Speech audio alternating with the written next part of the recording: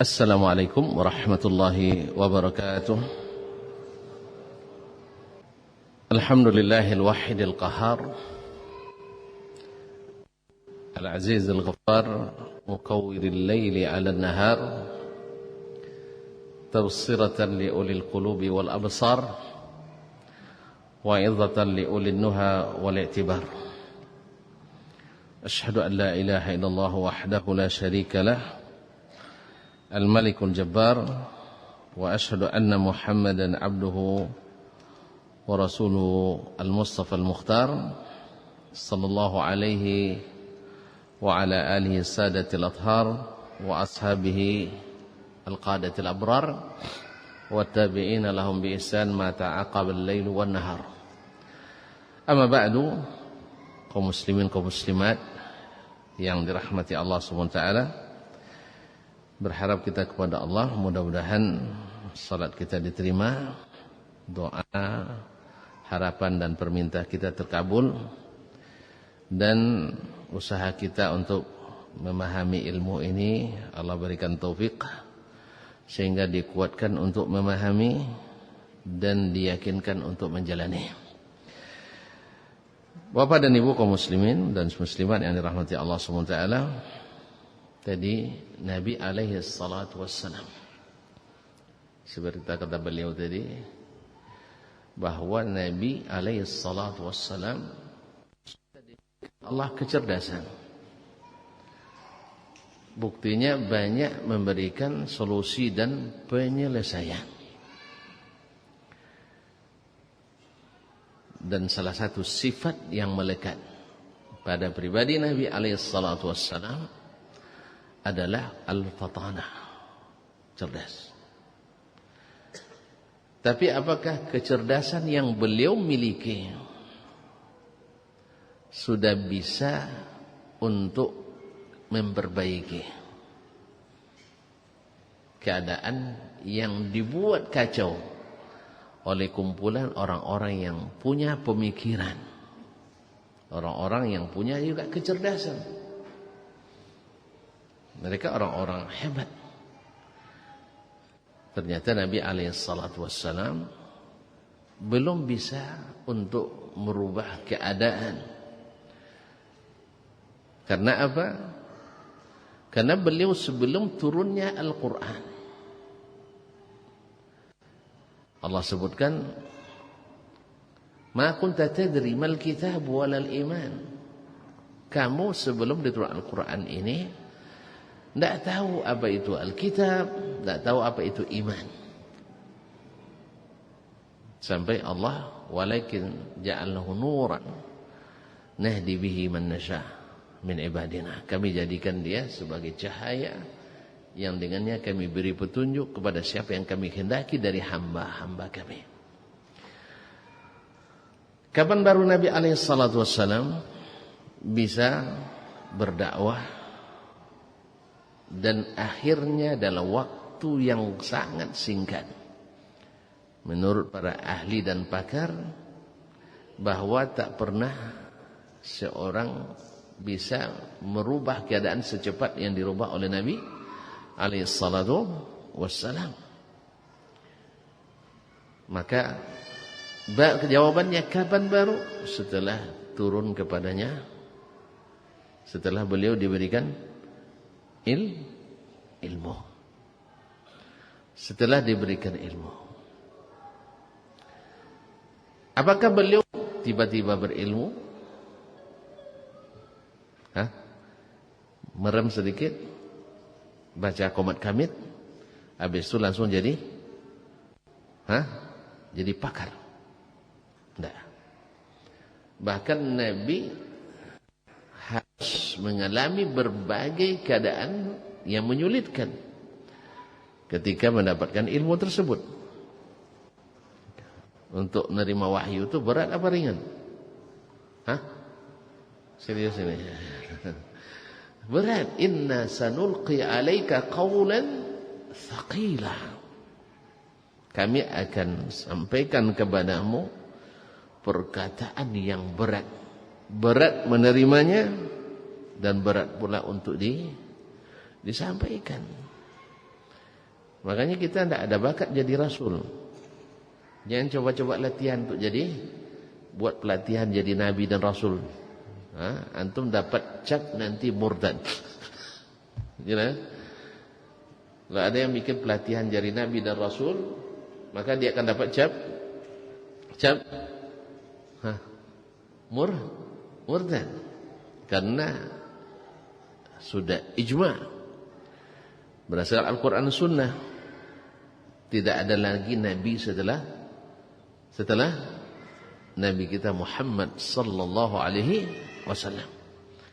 Makanya setiap orang yang mengaku jadi nabi, maka akan dapat label al-kazzab. Ada yang mau daftar? Semuanya pasti dapat label al-kazzab. Mulai dari Musailamah al-kazzab. Ya, Musailamah dapat gelar al-kazzab. Orang pertama dapat gelar al-kazzab. Ma'asyiral kiram dirahmati Allah. Kembali kepada masalah tadi.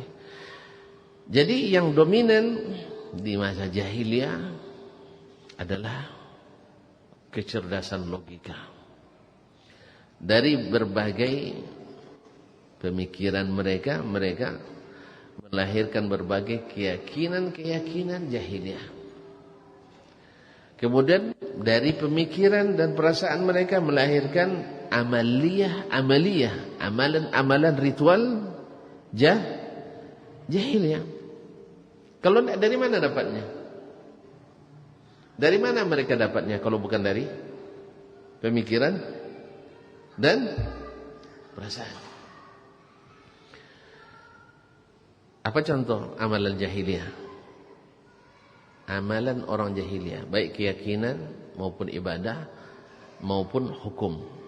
Yang tahu tunjuk tangan. Saya dah dapat support dari panitia. Ya, saya dapat support dari panitia, nampak. Dikasih lebih banyak nih yang saya miliki, nampaknya. Tawab.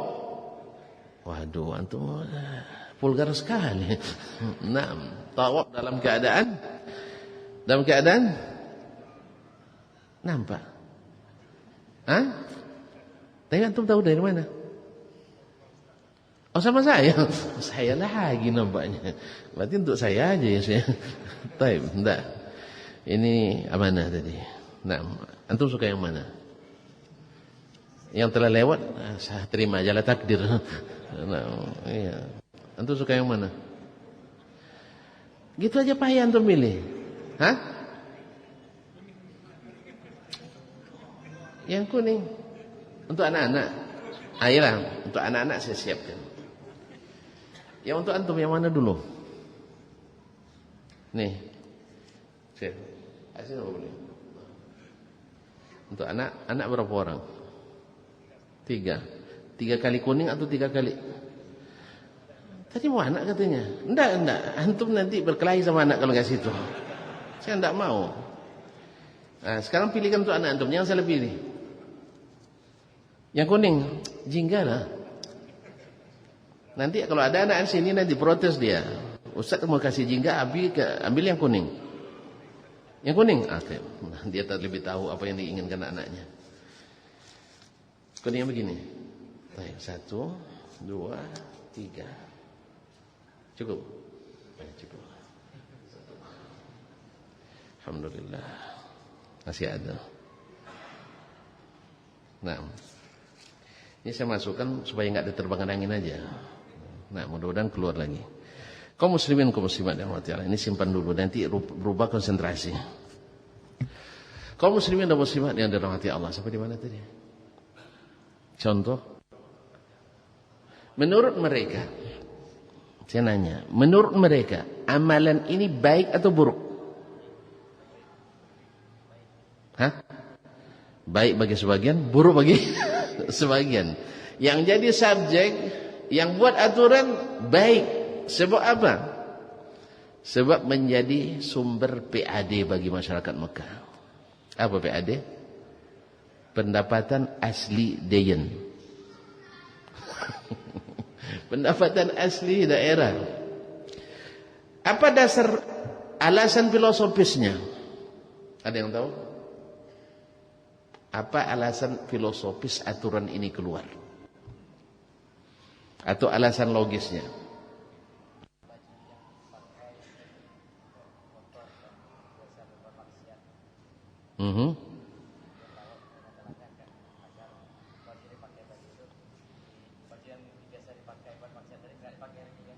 Terus ahli Mekah tidak buat maksiat? Hah? Tidak. Ada yang belum antum sebutkan. Coba cari. Di situ rahasianya. Kalau tidak dapat merah tuh. Hah? Jawabannya sudah mendekati. Alasan mereka Mekah tanah suci. Nah itu. Mekah tanah suci. Bukan ahli Mekah tidak buat maksiat, ada. Cuman mereka tinggal di tanah suci. Makanya keyakinan ini terbawa oleh sebagian kita yang tidak berilmu. Bahwa ahli Makkah itu mesti seorang suci. Makanya kalau ada orang Mekah salah, tidak boleh disalahkan. Itu Syekh Mekah itu. Masih ada nggak sampai sekarang? Tuan-tuan aja yang berani. Kalau orang dulu mana berani. Kalau dari Mekah, asal sudah Pak Haji jadi imam. Kan iya? Asal sudah naik haji mesti jadi imam. Makanya waktu dulu-dulu tuh banyak cerita-cerita aneh. Imam hilang sedang sholat. Imam hilang sedang sholat. Dulu kan di masjid-masjid di kampung tuh, kan ada jendela di mihrab tuh. Kan tidak ada kipas angin. Jadi supaya ada angin, dibuka itu. Pas sedang sujud, di rakaat pertama aja payah lulusnya tadi. Qul ya ayyuhal kafirun ayatnya kan, tidak selesai. Nah, untung dia tolong selesai. Pas rakaat kedua dia mikir, apa yang mau dibacanya? Akhirnya lama sujudnya, jemaah hilang. Kenapa nih? Tidak bangkit-bangkit dari sujud. Rupanya sudah lompat lewat jendela. Ini kisah-kisah masa lalu dulu. Jadi kaum muslimin dan muslimat dirahmati. Ada pula yang berbalik. Kan main dorong, silakan jadi imam, silakan jadi imam. Akhirnya tidak ada yang mau, dorong yang satu. Ini kan baru Pak Haji kan. Masih hangat hajinya. Haji tahun 1444. Jadi kaum muslimin masuk dia. Tadi juga hafalannya, karena kesananya untuk ilmu. Ya, ma'asyarul kiram dirahmati Allah. Akhirnya jadi imam tidak selesai bacaan aja berbalik. Kan dari tadi aku bilang katanya, kenapa disuruh? Iya. Dari tadi saya tidak mau jadi imam, tiba-tiba dipaksa jadi imam. Nah, silakan Ustaz. Iya. Fadhal. Terima kasih Ustaz. Nah, ini kalau pakai ini semangat jawab nih Pak. Enggak. Tadi karena belum panasnya, sekarang udah hangat mesinnya. Nah, kaum muslimin, kaum muslimah yang dirahmati Allah Subhanahu wa taala. Jadi mereka berpendapat bahwasanya orang-orang yang tinggal di tanah suci mesti suci, termasuk pakaiannya. Maka siapapun yang datang dari luar tanah suci, kalau istilah syar'i tanah haram, mesti tawaf memakai dan menggunakan pakaian orang Mekah. Ya, tadi sewa, tadi beli atau dipinjamkan. Bila tidak dapat dan mesti juga tawaf, maka harus telanjang. Dari mana lahir ini? Ada dalam Taurat, ada dalam Injil, ada dalam Zabur, ada dalam Suhuf, ada dari Ibrahim alaihissalam, ada dari Ismail alaihissalam, enggak ada. Di mana dapat? Kecerdasan. Mereka cerdas mengolah. Kalau ada sekarang orang buat aturan dan undang-undang untuk menguntungkan golongan tertentu, mungkin caranya sama ini. Caranya sama agar kita mendapatkan hasil dari peraturan dan perundangan ini. Mungkin belajar dari situ juga. Kaum muslimin dan muslimat dirahmati Allah. Ini contoh amal. Contoh akidah. Ada yang bisa tahu? Akidah jahiliyah yang lahir dari perasaan dan pikiran, kecerdasan. Masya Allah.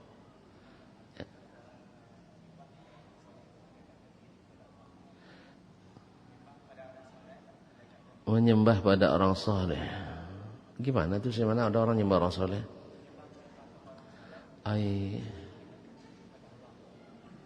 Untuk mendekatkan diri pada Allah. Kenapa? Apa alasan logisnya?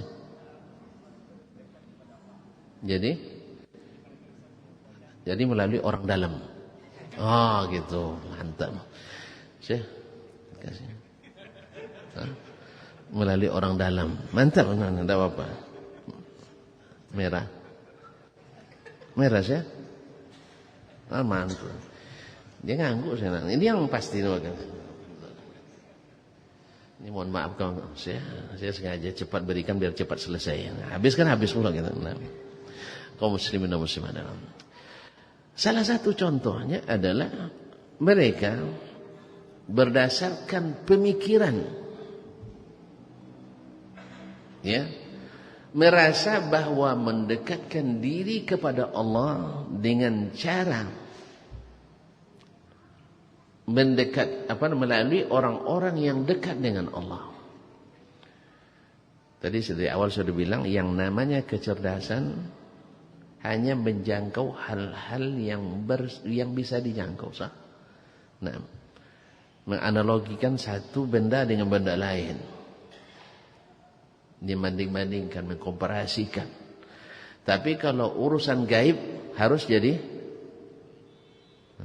Dah lupa di awalnya. Belum saya selesai di sini, dah lupa. Kalau nak tahu berita gaib harus jadi orang gaib dulu.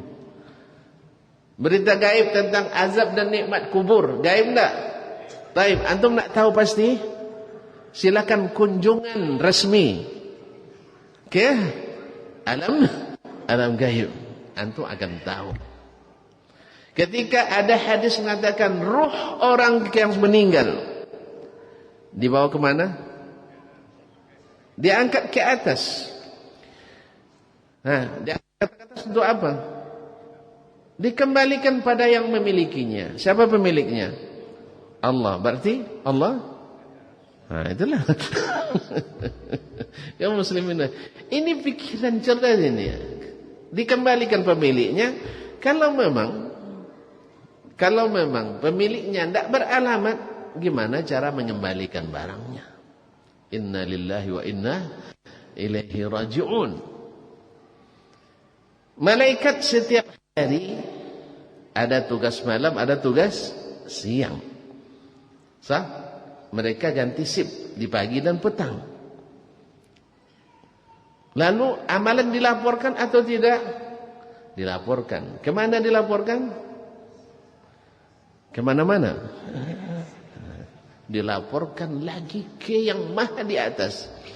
Makanya ta'rujul malaikatu, malaikat naik kepadanya untuk melaporkan. Ini logika yang logis. Baik, balik ke yang tadi. Menurut mereka pasti membandingkan Allah dengan makhluk. Apa sebab? Antum kalau nak jumpa Pak Gubernur, sebutlah nama orang yang dekat dengan gubernur. Sah? Atau orang yang disegani oleh gubernur. Jelas? Gurunya, dosennya, atau yang dulu menyekolahkannya. Nah, yang dihormati. Maka oleh sebab itu akhirnya mereka mengambil perantara-perantara selain Allah. Awalnya jadi perantara, ujungnya jadi tujuan, jadi destinasi ibadah. Ma'asyul kiram. Ini dapat dari wahyu? Tidak. Dari mana? Daripada ada hadisnya Ustaz. Nanti kita masuk. Punya waktu panjang tidak tuan-tuan? Itu masalahnya. Tadi saya tuh bilang juga, akal yang cerdas itu seperti bejana-bejana. Kalau isinya penuh dengan syubhat, ini apa namanya? Gelas. Bersih nggak tadi? Dicuci tadi? Bersih kan? Alhamdulillah. bersih, masuk air bersih, hasilnya bersih. Ada gelas kotor, udah buat contoh aja. Nggak punya? Hah? Tapi tuan-tuan nggak perlu contoh ya, paham kan? Satu, ambil nanti air gelas dengan masukkan setetes oli bekas. Nggak usah oli bekas lah, oli baru. Ada oli? Antum apa aja nggak punya sih Tuhan. Awak nak membuat penelitian kan, membuat labor di sini. Karena orang tidak percaya kecuali yang mereka lihat, sah? Nah, jadi kita ambil gelas, masukkan setetes tinta, masukkan air 1 gelas ini ke dalamnya, bersih, bersih. Apa tanda tidak bersih? Tidak ada yang mau minum. Kita coba. Pena saya di dalam, saya masukkan ke dalam. Habis itu ada yang mau minum? Hah? Bersih loh. Tidak. Jadi sedikit syubhat saja bisa membuat ayat Al-Quran dan hadis Nabi menyesatkan orang. Ada yang bisa bikin contoh? Ini kiri terus sebelah kanan. Ada ayat membuat orang tersesat karena apa? Karena ikut pikiran dan perasaan. Ada enggak? Alhamdulillah tuan-tuan enggak tahu. Sebab kalau tahu bahayanya. Nah. Misalnya kan sekarang sering orang mendengungkan, khususnya di kampus-kampus kaum akademisi, mengatakan Allah telah menyuruh kita untuk berkumpul di sebuah rumah besar. Kalau bahasa Arabnya disebut dengan Al-Baitul Ibrahimi, The Ibrahim House, yaitu rumahnya Ibrahim. Tahu rumahnya Ibrahim? Itu bahasa jelaskan lagi, panjang lagi cerita kita. Ibrahim disebut Abul Anbiya, sah? Bapaknya para nabi. Ibrahim lahir daripadanya Ismail. Jadi datuknya orang Arab. Nanti akhirnya orang Arab diutus kepadanya Nabi Muhammad sallallahu alaihi wasallam, membawa agama Islam. Ini yang sampai ke kita, alhamdulillah, menjadi rahmatan lil alamin. Dari Ibrahim lahir pula dari istrinya yang satu lagi. Memang bagus banyak. Memang bagus banyak. Di sini bagus, di sana mana bagus. Nah, ya, dari istrinya Sarah lahir Ishak. Sah? Lahir Ishak alaihissalam. Ishak punya anak namanya Yakub. Yakub punya anak 12. Dari yang 12 ini 12 suku Bani Israel atau orang Yahudi. Dari Yahudi ini lahir banyak nabi dan rasul. Kenapa mesti banyak ke mereka? Tidak tahu juga. Orang-orang Yahudi itu memang cerdas-cerdas, tapi tongkau-tongkau. Tahu tongkau? Madah. Lain yang disuruh, lain dikerjakan. Lain ditegah, lain pula yang tinggalkan. Terlampau cerdas. Memang sampai hari ini orang Yahudi lebih produktif dari kita dalam masalah tulis menulis. Entah benar entah tidak. Saya katakan entah benar entah tidak. Sebab yang buat survei bukan orang yang dapat dipercaya. Kalau saya terapkan ilmu hadis di dalamnya, tidak saya terima riwayatnya. Tapi survei itu menunjukkan dikumpul seluruh negara Arab Timur Tengah dibanding dengan satu negara penjajah Israel, maka jumlah artikel, jurnal, tulisan lebih banyak yang ditulis oleh orang Yahudi daripada orang Islam. Timur Tengah. Entah kalau Indonesia lebih banyak lagi. Mana lebih banyak tulisan orang kita atau orang sana? Hah? Kalau tengok-tengok nampaknya boleh di absen sekarang. Antum udah nulis berapa? Hah? Tidak ada senyumnya, tidak ada yang nulis nampaknya. Kaum muslimin dan muslimat dirahmati Allah. Betul, cuma mereka itu suka membangkang, suka mendebat, suka bikin modus. Makanya selalu banyak diutus nabi, rasul. Para nabi itu bawa agama apa? Islam. Karena mereka cerdas dan pintar, mereka tentu punya kreasi, jiwa berinovasi tiada henti, dan memodifikasi. Karena yang dominan modifikasinya, akhirnya hilang aslinya, sehingga berubah agamanya menjadi agama Yahudi. Yang lain ikut pula perasaan, rasa-rasa. Akhirnya berinovasi pula dengan perasaan. Akhirnya berubah agamanya menjadi agama Nasrani. Nah, kita pun yang sekarang dah mulai ikut dua cara ini, ikut pemikiran dan perasaan, dah mulai melahirkan Islam bernama lain. Ya, ada Islam. Kok langsung Nusantara aja nih nembaknya? Hah? Ada Islam Nusantara. Tonton yang bilang, saya belum tadi. Ada Islam apa lagi? Islam Kejawen. Kejawen rawak dong. Kejawen. Iya, ada Islam. Hah? Ada Islam futuristik. Nah, ini agak bahasa kampung-kampung kita.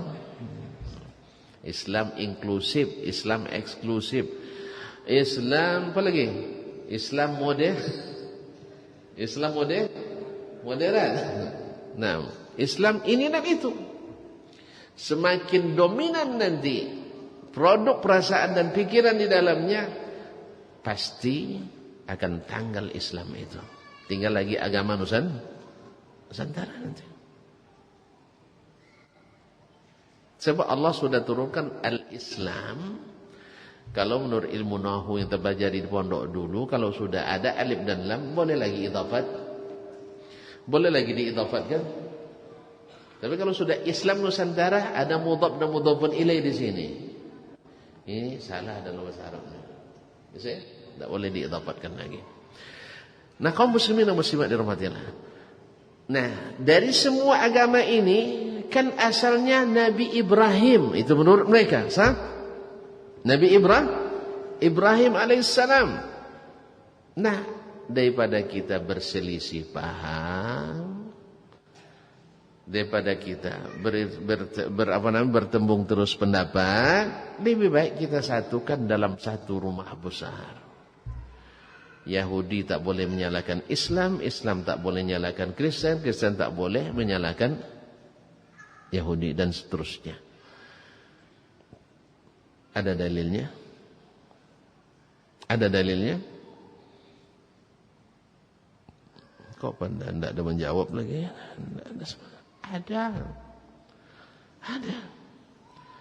Cuman dalil itu dimasukkan ke dalam bejana yang sudah dikotori dengan pemikiran. Jelas? Kalau bejana itu sudah saya isi dengan setengah, tidak jadi juga diambil gelasan tuh. Diisi dengan setengah oli ada? Tidak ada. Nah. Kalau saya isi dengan setengah oli bekas atau oli baru sekalipun, saya masukkan air ini, kan sama-sama satu gelas ini. Kalau saya terus masukkan, tumpah enggak? Tumpah. Airnya bisa saya masukkan semua? Enggak bisa kan? Itulah yang terjadi. Karena sudah dibuat syubhat dulu bahwa seluruh agama mesti bersatu, wahdatul adyan. Akhirnya ayat tak masuk semuanya. Belum jelas kan? Ya, belum jelas karena sebelum sebutkan.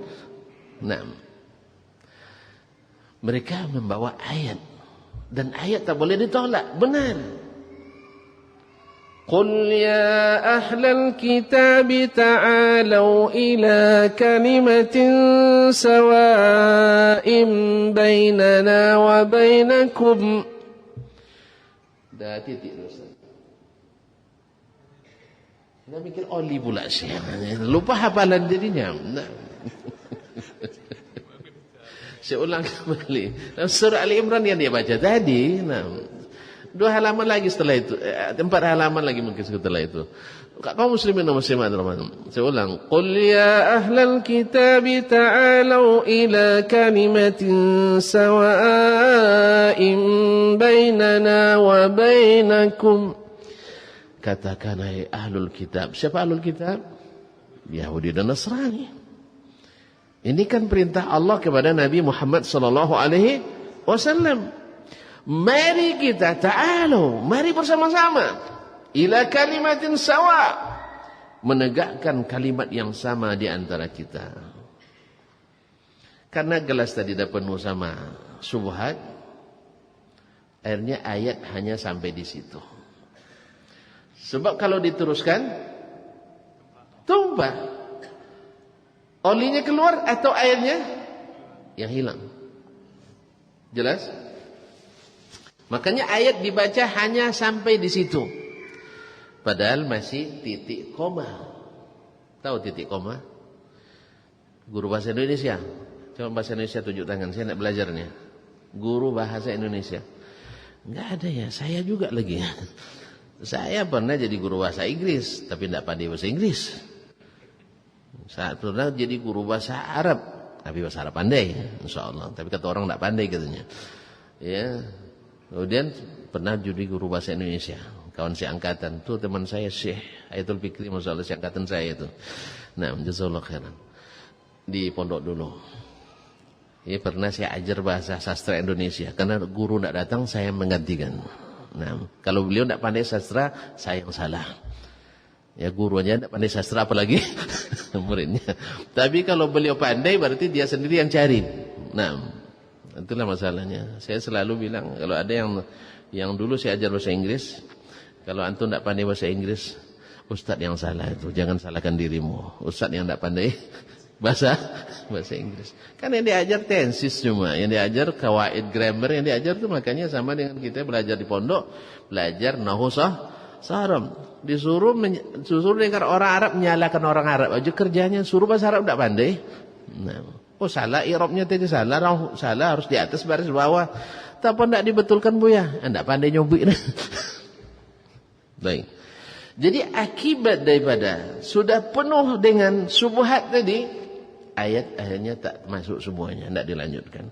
Padahal baru titik koma itu artinya ada tafsir setelahnya. Apa kalimatun sawa itu? Yang harus kita sama tegakkan dengan Yahudi dan Nasrani. Kalau mereka siap, kita lebih siap. Tapi siap tidak mereka? Kayaknya tidak. Bahkan sebagian kaum muslimin aja tidak siap kadang dengan yang ini. Sebagian kaum muslimin, ya, yang tidak mungkin karena kejahilan yang agamanya terlibat dalam apa yang disebutkan beliau tadi, menyembah makhluk-makhluk sebagai perantara antara dengan Allah Subhanahu wa taala. Ma'asyiral kiram. Apa yang selanjutnya? Alla na'budu illallah. Kita tidak beribadah kecuali kepada Allah. Siap tidak orang Yahudi? Siapa tidak orang Nasrani? Bahwa ibadah kita hanya kepada Allah. Artinya harus bersyahadat. Asyhadu an la ilaha illallah. Mau tidak orang itu? Mau tidak? Mau tidak? Tidak lah. Jelas? Baik. Wala nusyrika bihi syai'a. Dan kita tak menyekutukan Allah dengan sesuatu apapun. Inilah kalimat yang didakwakan oleh seluruh Nabi dan Rasul dulu.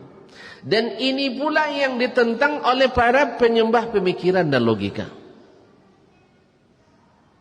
Dan penimbang rasa dalam beragama. Kaum muslimin dan muslimat.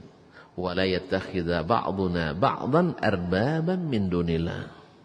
Masya Allah, penegasannya luar biasa. Jangan beribadah kecuali kepada Allah. Yang kedua, jangan menyekutukan Allah. Ini sebenarnya dah cukup. Cuma ada lagi. Wala yattakhidha ba'duna ba'dan arbaban min dunillah. Jangan mengangkat, sebagian kita mengangkat yang lain sebagai sembahan-sembahan selain Allah Subhanahu wa taala. Ada. Yaitu seperti yang dikatakan oleh Adi bin Hatim At-Ta'i radhiyallahu anhu ketika ayat turun, ittakhadhu ahbaram wa ruhbanu arbaba min dunillah, mereka menjadikan para rahib, para pendetanya sebagai tuan-tuan tandingan selain Allah. Adi mengatakan, ya Rasulullah, kami tidak pernah menjadikan mereka Tuhan. Nabi tafsirkan sendiri, alaisu idza tahallul haram astahlaltumu. Bukankah ketika mereka menetapkan ini halal tanpa ada dasar, kalian ikut menghalalkan padahal haram? Allah mengharamkan, mereka halal, kalian ikuti? Iya. Wa idza haramtumu, apabila mereka mengharamkan sesuatu, kalian ikut mengharamkan padahal dia halal? Iya. Fatilka ibadatuhum, itu termasuk ibadah kepada mereka. Ya. Berjelas tentangan dengan apa yang Allah haramkan, antum halalkan. Allah haramkan, Allah halal. Makanya menghalalkan yang Allah haramkan lebih dibenci oleh Allah daripada syirik itu sendiri. Lebih benci oleh Allah daripada syirik itu sendiri. Padahal syirik tidak diampuni. Apa sebab? Sebab syirik kemungkinan pelakunya saja yang dapat mudarat. Tapi kalau antum keluarkan hukum ini halal padahal haram, ini haram padahal halal, manusia banyak mengikutinya. Maka berhati-hati berbicara atas nama Allah SWT. Baik, Syekh, sudah jelas bedanya atau belum? Kalau belum, kita lanjutkan. Nah, berarti kaum muslimin dan muslimat dirahmati Allah, Nabi kita alaihissalam baru mengetahui agama ini setelah diberikan ilmu. Baru dia bisa memperbaiki keadaan kecuali setelah dapat ilmu. Siapa yang mengajarkannya? Hah? Siapa gurunya? Jibril alaihissalam. Allamahu syadidul quwa dzu mirratin fastawa. Berapa orang banyak guru Nabi? Guru Nabi banyak atau satu? Hah? Gurunya. Makanya jangan kadang-kadang orang ini terpengaruh. Oh, jangan belajar sama Dasman. Dasman gurunya hanya satu. Kalau satu sama dengan 1000, untuk apa banyak? Misalnya kami di hadis, ini guru hadis saya 90 orang, tapi semuanya dhaifun jiddan. Dhaifun jiddan. Sedangkan Imam Ahmad, Masya Allah, berguru sama satu orang guru, tapi thiqatun thabt. Imam. Antum pilih yang mana? Imam Ahmad. Masya Allah. Tak pilih saya ya. Kaum muslimin dan muslimat. Jadi banyak guru belum tentu membuat kita lebih banyak ilmu dari orang yang hanya satu gurunya. Makanya kadang orang sering buat syubhat dengan cara seperti ini. Oh, dia tidak berguru. Mana ada orang tidak berguru? Ada orang tidak berguru. Langsung berilmu? Tidak mungkin.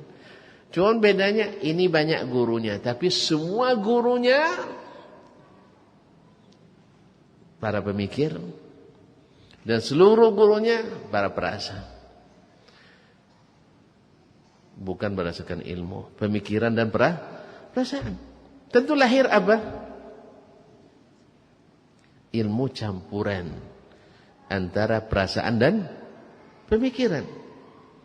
Hanya ketika sudah penuh bejana akalnya dengan pemikiran-pemikiran tadi, lalu diberikan ilmu. Masuk enggak? Hah? Masuk? Payah masuk ilmu itu. Apa sebab? Dia sudah penuh dengan hal-hal yang bertentangan dengan ilmu. Itulah yang terjadi dengan masyarakat jahiliyah. Mereka ragu dengan kejujuran Nabi. Saya ulang kembali. Nabi punya sifat amanah, sah? Punya sidik, punya fatanah, sah? Betul? Mereka orang jahiliyah ragu enggak dengan sidiknya Nabi? Enggak. Sampai setelah mereka musuhi Nabi. Sama dengan kita hari ini, dai sebagian ditentang di tempatnya atau di kampungnya atau di komunitasnya. Awak kalau sudah sebantu akui ini. Kita akui. Apa yang diakui? Hah? Diakuinya. Dia itu selalu jujur misalnya. Selalu, ini pokoknya disebutlah. Cuman kaji tidak sama kita itu masalahnya. Kaji tidak sama. Macam mana tidak sama? Antum ambil dari filsafat Yunani. Ini turun dari ilahi. Sama? Sama? Tak. Oh jangan main-main. Filsafat Yunani itu orang cerdas yang buat. Siapa misalnya? Aristoteles misalnya. Sokrates dan sebagainya. Syekh lebih cerdas Sayyiduna Muhammad sallallahu alaihi wasallam. Aristoteles itu hanya sampai pada konklusi seperti dialog antara akal dan ilmu tadi. Dia hanya sampai pada terminal bahwasanya alam raya dengan segala keteraturan sistemnya ini ada yang mencipta. Siapa yang mencipta? Bang Aris? Dia bilang enggak tahu. Enggak tahu. Makanya beliau mengeluarkan rumus, yaitu disebut dengan faktor X. Kalau X ilmu enggak? Faktor X ilmu enggak? Enggak. Kalau ada orang ditemukan enggak punya identitas, disebut Mr. X. Orang tak dikenal. Orang tak dikenal. Hah? Orang tak dikenal. Mau diantar ke mana? Membingungkan. Nah ini semua orang yang berakal sehat sampai juga pada sini. Tidak perlu belajar sama Aris. Tidak perlu belajar sama Aristo. Tidak perlu. Alhamdulillah datuk saya pandai pemikiran itu. Tengok daun yang bergoyang tu. Pasti ada. Antum tengok daun kayu bergoyang. Tanda apa? Ada angin atau ada yang menguncur. Nah, pasti ada penyebabnya, sah? Nah, semuanya hujan turun, ada yang menurunkan, ada yang mati, ada yang matikan, ada yang lahir, ada yang semua itu. Cuman siapa? Ilmu pemikiran tidak sampai. Tidak ada satu pun pemikiran yang sampai. Padahal karena masalahnya ilmu gaib lagi. Antum mau tahu ilmu gaib? Silakan jadi orang gaib. Nah, dan jadi orang gaib pun tak semua ilmu gaib pun bisa kita ketahui. Kiamat kan belum datang. Dah, antum kalau nak tahu tentang kiamat, tunggu kiamat dulu. Kan bukti fisik. Kalau penelitian nak pakai bukti fisik, silahkan di hari kiamat nanti. Jelas? Karena pemikiran seperti itu dasarnya adalah pemikiran yang hanya mengandalkan kecerdasan. Oleh itu kaum muslimin dan muslimat, Nabi kita alaihi salatu wassalam bagi orang Quraisy tetap amanah, tetap sidik, tetap cerdas. Cuman masalahnya apa? Dia bawa ajaran yang tidak kita kenali. Salah satunya adalah kenapa dia merendahkan wali-wali kita ini. Kan patung-patung itu semuanya nama wali. Dianggaplah Nabi tidak menghormati para aulia. Padahal Nabi ingin tunjukkan kepada kita berdasarkan wahyu yang Allah turunkan bagaimana petunjuk yang benar dalam menghormati para wali. Bukan dengan mengangkatnya menjadi perantara-perantara antara kita dengan Allah Tabaraka wa Ta'ala. Jadi oleh itu kaum muslimin dan muslimat dirahmati Allah, sudah paham kita? Masih belum juga? Mana yang lebih besar antara ilmu atau kecerdasan? Ilmu. Mana yang lebih berharga antara ilmu dengan kecerdasan? Ilmu. Mana yang harus ditadahulukan, ilmu atau kecerdasan? Ilmu. Dan cerdas itu dibutuhkan oleh orang berilmu. Tetapi orang cerdas belum tentu berilmu. Dan orang berilmu mesti cerdas. Kalau demikian, mana yang lebih utama? Ulama atau kaum pemikir? Ulama. Oleh sebab itu, kalau kita nak membuat lembaga pendidikan, antum nak melahirkan para pemikir atau melahirkan para ulama? Kalau para pemikir, hasilnya begini. Kalau ulama, hasilnya begini. Kalau ulama menjadi pewaris para nabi. Kalau pemikir menjadi pewaris ahwaris. Pilihlah nak jadi pewaris ulama anak kita, generasi muda kita, berikan mereka ilmu. Tapi kalau nak jadikan mereka sebagai pemikir yang rajin merenung, yang rajin untuk merasa-rasa, berikan mereka pemikiran. Mana yang lebih ringan dicari di antara keduanya? Pemikiran. Orang kampung tak sekolah pun bisa berpikir. Mungkin tuan-tuan mengalami di keluarga kita, adik-adik kita mengalami dalam keluarga, kalau masalah berunding, saya di keluarga, bukan saya andalan utamanya. Ada lagi abang saya. Itu sudah tahu itu. Kemampuan berpikirnya, menganalisa masalah lebih hebat. Pernah saya melanggar salah satu nasihatnya ya dalam berbisnis, ikut pula Ustaz berbisnis itu masalah. Kalau saya ikut tapi tidak boleh kalau ya. Nah, dia sudah membaca sebenarnya. Jangan. Tapi karena awak doktor, caica doktornya. Ya, kita doktor. Akhirnya beliau menyerah saja kepada saya. Akhirnya apa yang terjadi?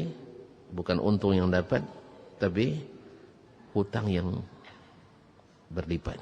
Allah musta'an. Jadi berpikir itu lebih mudah daripada berilmu. Oleh sebab itu, mana yang lebih banyak lahir, pemikir atau ulama? Pemikir lebih banyak. Karena itu lebih mudah daripada ilmu.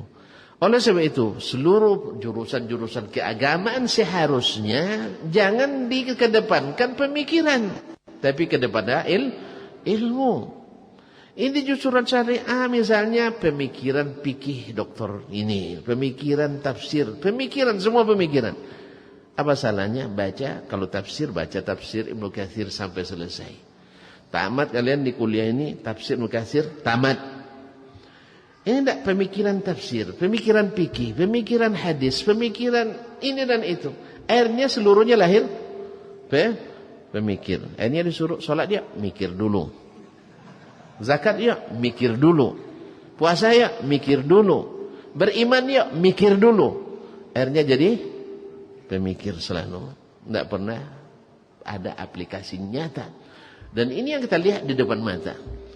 Kalaulah para ahli pendidikan kita, maksud saya para anak-anak didik kita dan para pendidik kita mengamalkan ilmu, insya Allah tidak sulit memenuhkan masjid kita. Tapi di kampus-kampus, di kampung-kampung, di kota-kota, banyak yang berilmu katanya, tetapi tidak mau sholat berjamaah. Apa sebab? Masih pikir-pikir. Masih pikir-pikir. Oleh sebab itu, mari kita bersama, kalau sudah kita tahu bahwa pemikiran tidaklah otomatis menjadi ilmu, tapi orang berilmu mesti punya pemikiran. Oleh sebab itu, siapapun yang merasa kecerdasannya kurang, tidak boleh putus asa menuntut ilmu.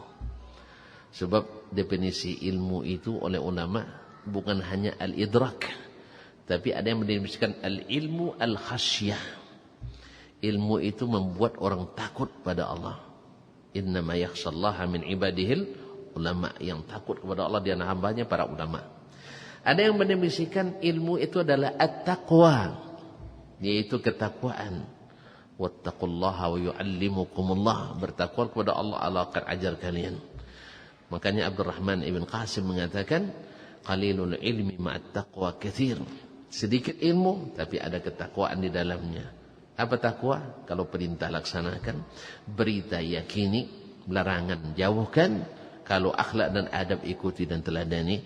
Kalau ini dibuat sedikit ilmu, hasilnya katsir. Kalau ada ketakwaan. Wa katsirul ilmi amma ghairi taqwa qalil. Orang banyak ilmunya tapi sedikit takwanya sedikit. Hasilnya sedikit. Saya sering menganalogikannya dengan tanaman. Antum punya apa tanaman yang banyak di sini? Enggak tahu. Durian. Antum punya durian sebatang. Berbuah setiap 3 bulan. Ya, sampai patah-patah dahannya buahnya. Saya punya 10 batang. Berbuah sekali 10 tahun. Hah. Dengar itu. Dia punya 1 batang, berbuah sekali 3 bulan. Saya punya 10 batang, berbuah sekali 10 tahun. Lalu dia jual durian yang sebatang itu dengan harga 10 juta. Saya jual yang 10 batang juga dengan harga 10 juta. Bapak pilih yang mana? Hah? Ini luas tanahnya.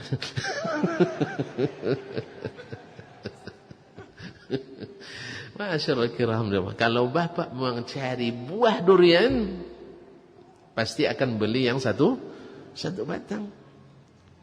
Karena dia berbuah. Tapi kalau bapak cari tanah durian, atau batang durian, beli yang 10 batang. Bapak cari yang mana? Cari buahnya atau enggak? Cari buah. Karena buah itulah yang hasil. Sah? Yang hasil itu bukan batang, bukan tanahnya. Jelas Pak? Kita butuh orang-orang seperti ini. Mungkin tidak terlalu cerdas dari sisi intelektualitas, tapi Masya Allah dari sisi amal orang-orang yang hebat. Ilmu 1, amalan 1. Ilmu 1000, tak ada amalan 1. Itu apa? Ngumpul-ngumpul yang banyak itu. Sama juga kita punya orang kaya, tapi makan kita juga yang traktir misalnya. Awak kawan orang kaya, pas makan kita juga yang traktir. Untuk apa berkawan? Biarlah kawan sama orang sesama miskin. Habis makan pura-pura ke toilet. Lebih mendingan kan daripada dia punya duit tapi pas apa lebih duluan lari daripada kita. Misalnya nih, kan nggak ada di sini kan? Iya. Entah apa. Oh saya ini banyak pendapatan saya sebulan 30 juta. Awak 350 ribu sepekan coba kan? Nah, dia cerita macam tu. Nah, ayolah diajak makan. Ramas pula makannya tuh. Dia 30 juta sebulan kan? Ramas makannya. Apa siapa? Pura-pura nelpon dia jalan-jalan terus. Habis itu hilang. Pergi mobil. Mana bang tawan tadi? Akhirnya teleponnya dia jalan. Maaf ya saya ada urusan penting tadi katanya. Tolong bayar dulu nanti saya bayar katanya. Katanya 2 minggu, 20 minggu dah ada. Timbul-timbul. Jadi orang perlu hasil. Orang tak perlu cerita banyak. Sah? Kalau demikian nampaknya kalau lihat senyum bapak dan ibu sudah paham. Kita cukupkan sampai di sini. Mudah-mudahan masih ada besok lagi. Ya, kita sambung kembali. Kalau terlalu panjang, jangan kesal dulu. Biarkan besok pagi dulu baru kesal. Ya, sudah kesal sekarang, besok tidak nampak lagi wajah-wajah manis ini. Nah, terima kasih dan mohon maaf. Hanya itu yang dapat saya sampaikan. Semoga bermanfaat bagi saya yang menyampaikan terutama, dan bagi bapak dan ibu yang mendengarkan. Yang lebih bawa aja pulang, yang kurang tolong jangan disebut-sebut. Wallahu taala alam. Wassallallahu ala nabiyina Muhammadin wasallam. Katanya dia tanya jawab tadi, tapi kalau begini dah paham, tak perlu tanya jawab lagi. Ya saya? Tak perlu lagi. Alhamdulillah. Ini mungkin awal kali dan pertama kali ceramah sepanjang ini ya. Allah musta'an. Harusnya antum tadi pintar kasih kertas, tinggal 5 menit Ustaz. Biasanya kalau tinggal 5 menit tambah 3 kali 5 menit saya tambah. Baik, mohon maaf semuanya ya. Wallahu taala alam wa sallallahu ala nabiyina Muhammadin wasallam wa subhanakallah bihamdik asyhadu an la ilaha illa anta astaghfiruka wa atubu ilaik. Wassalamualaikum warahmatullahi wabarakatuh.